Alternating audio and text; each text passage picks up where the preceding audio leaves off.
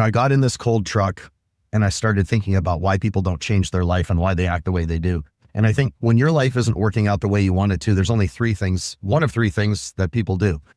They blame, right? They blame their external circumstances, whatever they may be. They blame their past, whatever happened. They blame their location, and they stay where they are because they're just, well, it's because of this. That's why my life sucks. Well, it's because that's as weak as me blaming cancer. Do you know how much of a pussy I would have to be to blame cancer for my life? How much of a bitch I would have to be to blame the fact that I'm missing a lung on why my life is where it is. I made this life. My life is badass. And I came out of the hospital in a wheelchair missing body parts. I left a lung in a medical waste container. But if you try and tell me, well, yeah, but I've spent the last year of my life just trying to stay alive, you're mentally fucked. The quickest way to have adversity happen to you is constantly run defense against adversity that hasn't happened yet. Because you're literally begging for the universe to give you shitty situations. That's what people do all the time. I'm doing preventative maintenance. Preventative maintenance? That's like going, I'm doing preventative non-spending in a life that you wish were different. You have to spend money to make things happen. The best hack, by the way, on business that I've ever that I've ever had, spend money. Oh, I'm not asking for you to give it to me. I don't give a shit what you do with it, but spend money. Spend money. Spend money on the things that are going to take you further in the life that you want to create. It's going to move the needle in the direction you want it to go. Instead of sitting there putting a little pile together. I know people that are afraid to borrow money. They won't do it. They won't borrow money to further themselves. But they'll borrow it to buy a $150,000 SUV. And then they'll validate why that SUV is important. Why I need this one. No, you don't. You can drive a Kia. You don't need a BMW. You don't need a Mercedes. You drive a 5-year-old Honda. What difference does it make? Validation is the weakest form of mental support that you can come up with. And the only person that believes your bullshit is you. But when your life isn't going the way you want it to, people do one of three things. Like I said, they blame always their external circumstances, or they change their life, or they change the blueprint that they have in their head. See, right now you have this blueprint in your head about how you wish your life were. And if your external circumstances don't match your internal circumstances, that blueprint that you've got in your head, you get depressed and anxious and frustrated and overwhelmed and pissed off and bitter and angry. And you start lashing out at people and blaming things and say, I would do it if I had this. I would do it if I had that, but I don't, so I can't, so I won't. It's like coming at, like, the reason people don't change is because it's easy. It's easy to stay where you're at because it's just good enough to get you by. And then you start comparing down. You start going, well, but I'm doing better than Susie down the street. Her life's a real shit show. I'm doing better than Tom down the street because he's overweight and he's got type 2 diabetes. And, his wife is fucking the gardener or the trainer. It doesn't matter, but you look for ways to validate where you're at. Just so you can say that I'm better than they are, so it's okay that I'm here. But it's not okay where you are if you don't like it. If the blueprint in your head does not match your external circumstances, it doesn't matter how many times you compare yourself to somebody else that's doing worse than you, you will still be unhappy. You will still not be where you want to be. You get one shot at this.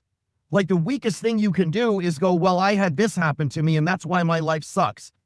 Like I said, imagine if I blamed cancer for my life. That is such a bitch move. Oh, well, yeah, but I've spent the last couple of years just trying to stay alive. And, I've been living in prevention. That's the fastest way to have bad things happen to you. It's just to keep thinking about bad things. What you think about and talk about, you bring about. Fact. Doubt it all you want. Spend the next 30 days thinking about dying of a terminal disease. You will not make day 30. People would say, well, why would I do that? Why are you doing that? So if you're not willing, If you're not willing to change your blueprint or change your behavior, then the only thing you're left with is blame. And that's what you do. And then people go, oh, no, I'm not blaming. Yes, you are. Because whatever that blueprint is in your head, until you take action towards that every single damn day, you're just coming up with excuses why you're not there yet, but you're running out of time. You're running out of time. And I realize this is just a morning rant for 5, 6, 7, 10 minutes, whatever. I don't care. It's cold. I don't want to go out and do my routine, but I'm going to do it anyway. I'm tired. I actually have a headache. I didn't drink my coffee yet. It's cold. I don't want to do it, but I'm going to do it anyway. Why? Because that's part of my core beliefs. Those are my habits. See, your beliefs, your core values, and your habits, that's what defines your life. That's what determines your life. And those are all under your control. When you blame something, you relinquish control to whatever that is, and you give away your ability to change the circumstances. So you do get it that relinquishing your control is a damn choice though, right? It was your decision. Well, yeah, but you don't understand. This is what happened to me. It's still your decision to give control to whatever that is. It's like when people go, they made me feel this way. Nobody can make you feel anything without your permission, ever. The meaning you give whatever it is they say or do is up to you, not them. You can argue all you want. Doesn't change the fact it's as immutable as gravity. But if you don't like where you are and that blueprint is a mismatch between the world that's in your head and the world that you're living in externally, something has to change. So you either need to change your life, which means upgrade your skill set, spend the money, get the mentor, get the coaching, buy the class, go buy the car, buy the business, move, get a new house, borrow the money, whatever it is you need to do. But you need to change what you're doing. Go to the gym, stop eating the food that's giving you diet. Listen, type 2 diabetes is self-created. Self-created. Nobody has type 2 diabetes. None of you guys with type 2 diabetes need insulin. You need to change what you're shoving in your pie hole. I'm a doctor, so I don't care if you want to disagree. I'm smarter than you. But if you think type 2 diabetes is the fault of who ate the food? Who's unwilling to change? Who thinks that the answer is $700 worth of insulin all the time? I'm not saying it's not keeping you alive. Change your habits. You know how you change your habits? By changing your core beliefs. By changing your core beliefs and saying, you know what, it is under my control. I do have to change. I'm not going to eat the food. I'm going to go into the house. I'm going to take a giant black garbage bag. I'm going to throw everything in that bag that's not helping me. I'm going to throw it in the fucking trash. That's how you change type 2 diabetes. I'm going to go for a walk every day, 1 mile, 20 minutes. I don't care if it's uncomfortable. I will not miss. That's how you change your health. What doesn't change your health in your life is sitting there bitching about it, blaming everybody around you, thinking it's their fault, and then living in that, believing your own lies. You're not broke because of the credit cards. Like I said, you're not broke because of the mortgage or your shitty paying job. You're unwilling to put yourself in an uncomfortable situation, like coming out to this truck and trying to start it when it's cold. Imagine if I needed to get this truck started and it was going to save my life, and if it didn't start, I would die, and I had one crank left in the battery. And it was cold and covered in snow and ice, and I prayed and had faith that it was going to start. But I look back at the house, and I realized, wait a minute, I don't need this to survive. In that house, that's where all the food is, and my medication, and my lies, and my television, and my social media, and my justification, and my validation, and my busy work that I keep filling my day with that isn't taking me anywhere, but it's keeping me from getting to where I want to go. But it's all inside there, and it's safe and it's warm. Even though it's not really matching the blueprint in my head, it's not uncomfortable like being in this truck. So I'm going to go back inside. That's why people struggle to change their life, because they won't turn the fucking key and crank over a cold engine, because they're not willing to sit there in the discomfort while it warms up. They're not willing to sit there in their life till it warms up and gets going and moving in the direction that they want it to go. That's why. It's aggravating, because I rolled out of a hospital missing a lung in a wheelchair, and people are like, you don't understand how hard my life was. Are you alive? Are you alive? Because then, if the answer is yes, which is why you're watching this fucking video, it is your obligation to become the best version of yourself. And that, first, means stop lying to yourself and everybody else around you. Stop blaming your circumstances like an entitled little bitch.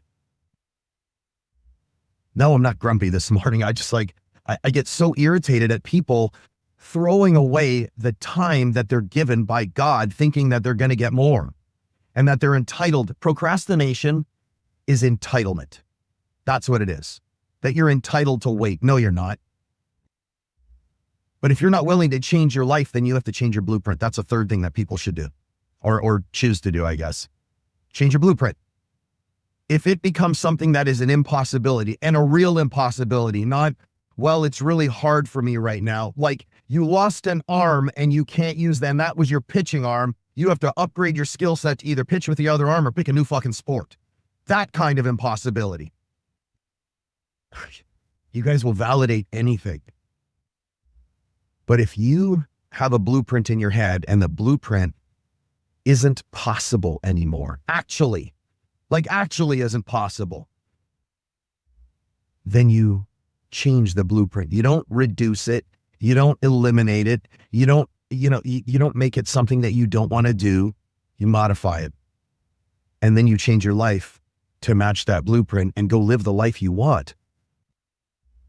Because if you're not where you want to be and you're depressed and anxious and have this life that you hate and you're whining about and blaming everybody else for, and if I just had the money, I would do this. If I just had the fitness, I would do that. If I had a supportive spouse, I would do that. If I lived in a different house, if, those are all under your control. Until there comes a time when what you're doing has to cease because you can't physically do it anymore, you have the opportunity to change your life. I'm out here, like I said, it's cold. I'm 11 minutes into this. I wasn't going to do this. I was going to do this later, but I just felt like talking. But so many people stay in lives and situations that they just don't want to be in, but they blame. So if you're all upset and hate your life and it's January 8th and you wish it was better, or January 9th, whatever it is today, do something about it. Quit blaming. Like, this is why the 1% exists. And there are plenty of people out there that go, oh yeah, I'm the 1%. 1% doesn't blame, they do something about it. 1% doesn't ostracize people. They don't sit there and wallow and bitch and whine and talk about how bad their life is to anybody that listens. They don't. Listen, you only have 3 choices in your life. If you don't like where you are, you can blame everything outside of you and think it's everybody else's fault, and it's the fault of cancer, it's the fault of your boss, it's the fault of the food industry, it's the fault of everything around you except you. You can change your behavior, or you can change the blueprint in your head. Those are the only options you have. I could sit here and talk about this all day, but either you are going to raise your behavior and change your life and the actions you take, or you are going to lower the goals and targets that you have. That's it. I'll come back out here and I'll talk later. Maybe not. I'll see you later. Look at that. Beautiful morning.